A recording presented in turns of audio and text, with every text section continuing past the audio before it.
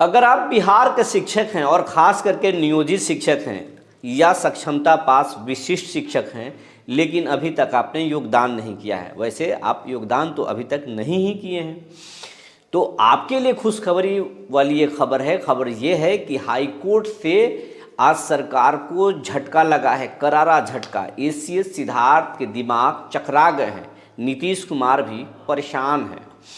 High court ने एक ऐसा फैसला दिया है जिससे नियोजित शिक्षक मालामाल हो जाएंगे और सरकार के खजाने पर असर पड़ने के लिए दो बार तीन बार जो है नियुक्ति पत्र लोगों को थमाया जा रहा है। और नियुक्ति पत्र लेने का एक उम्र होता है कि अगर आप 30 साल के हैं, 35 साल के हैं, हर कोटिवार जो है एज निर्धारित है इस देश में कि फलाने कोटि के व्यक्ति को उम्र सीमा, नई नौकरी पाने का उम्र सीमा जो है ये है। लेकिन बिहार एक ऐसा स्टेट है जहां 50 साल के लोगों को भी नई नौकरी दिया जा रहा है। कोई 58 साल की नौकरी में है, 2 साल बाद रिटायर्ड करेगा, लेकिन अगर सक्षमता पास हो गया है तो 58 साल की उम्र में भी वो नई नौकरी योगदान करेगा और 2 साल बाद रिटायर कर जाएगा। ये स्थिति बिहार में है। सरकार जो है शिक्षकों को राज्यकर्मी महान बनाने के नाम पर जो है सक्षमता परीक्षा दिलाई और इस परीक्षा से या सरकार की इस नीयत से जो है शिक्षक नाराज़ हो गए और कुछ शिक्षक इसी साल कुछ महीना पहले हाई कोर्ट चले गए और हाई कोर्ट में जाकर के एक मुकदमा याचिका दायर कर दिया कि सरकार अपने 2020 के नियमावली में कहती है कि हम प्रमोशन का लाभ देंगे और प्रमोशन के लाभ के हिसाब से ही, सीनियरिटी के हिसाब से ही हम प्रधान शिक्षक भी बनाएंगे और हेडमास्टर भी बनाएंगे। लेकिन अब सरकार जो है प्रधान शिक्षक और हेडमास्टर की बहाली कमीशन बीपीएससी बोर्ड से कर रही है, कमीशन के तहत कर रही है। दूसरी बात कि प्रमोशन का कोई लाभ नहीं दिया जा रहा है और शिक्षकों को इधर से उधर किया जा रहा है, नियमावली में भी छेड़छाड़ किया जा रहा है। इस मामले में कोर्ट ने सुनवाई की और पहले ही हेयरिंग में इसी 26 तारीख को यानी 2 दिन पहले हाई कोर्ट ने एक फैसला दे दिया। औरंगाबाद के जिला परिषद के जो डीडीसी हैं उनको आदेश दिया, क्योंकि औरंगाबाद के 82 शिक्षकों ने सबसे पहले डीडीसी के यहाँ पत्राचार किया था, लेकिन जब वहाँ कार्रवाई नहीं हुई, नहीं सुना गया उस मामले में, तब उन शिक्षकों ने हाई कोर्ट में याचिका दायर किया था। तो हाई कोर्ट ने फैसला देते हुए औरंगाबाद के डीडीसी को आदेश दिया कि अगर ये अहर्ता रखते हैं तो इन्हें प्रमोशन का लाभ दिया जाए और इन्हें प्रधान शिक्षक भी नियुक्त किया जाए।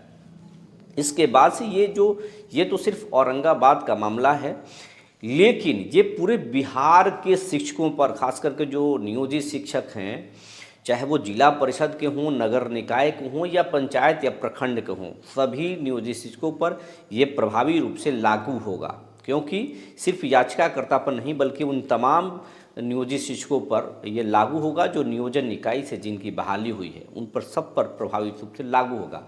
और यही कारण है कि बिहार शिक्षा विभाग में हड़कंप मचा हुआ है, 2 दिनों से हड़कंप मचा हुआ है। और ये खबर हम आपको एक्सक्लूसिव आज बताने जा रहे हैं। अब तक ना मेन स्ट्रीम मीडिया में या डिजिटल मीडिया के किसी भी चैनल के पास ये खबर नहीं है। सूर्य बिहार के पास एक्सक्लूसिव ये खबर है जो हम बताने जा रहे हैं और शिक्षकों में जो है खुशी की लहर दौड़ सकती है। और जो सक्षमता पास शिक्षक हैं वो पुरानी नौकरी में रहने के लिए भी एक बार सोचेंगे ज़रूर, क्योंकि सक्षमता पास नई नौकरी ज्वाइन करने हम लोगों का अधिकार था, वो अधिकार हमें नहीं मिल रहा था।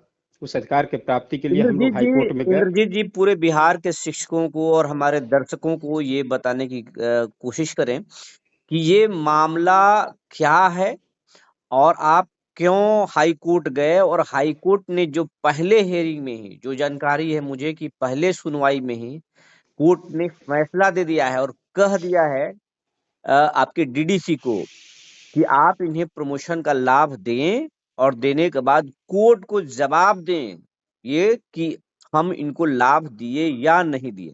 तो हमारे दर्शकों को सबसे पहले आप बताएं कि किस मामले में हाई कोर्ट ने प्रमोशन का लाभ देने का आदेश दिया है। जी सर, इसमें एकदम साधारण सी बात है कि हम लोग नियोजित शिक्षक हैं।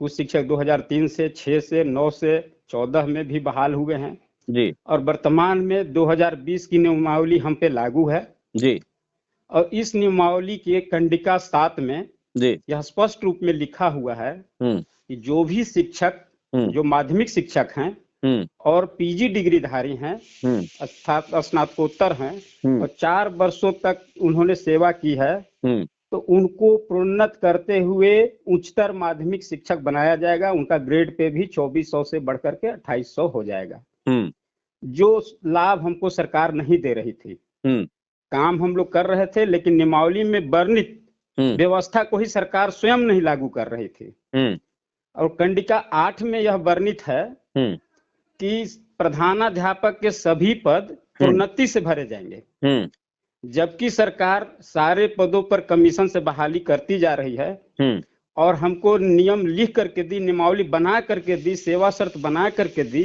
हम्म फिर भी सरकार हमारे अधिकार को लागू नहीं कर रही थी।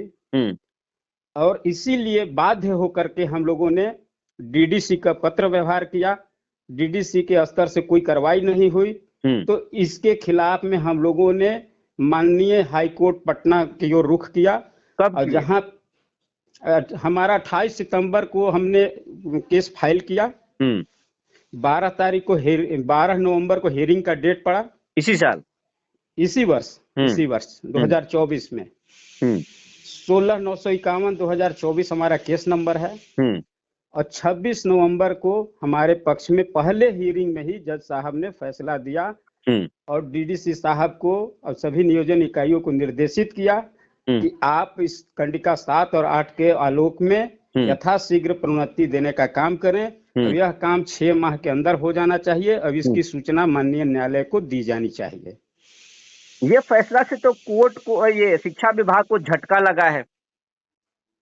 हम लोग झटका नहीं देते हैं किसी को सर, क्योंकि कर्तव्य और अधिकार सरकार ने ही वर्णित किया है नियमावली में।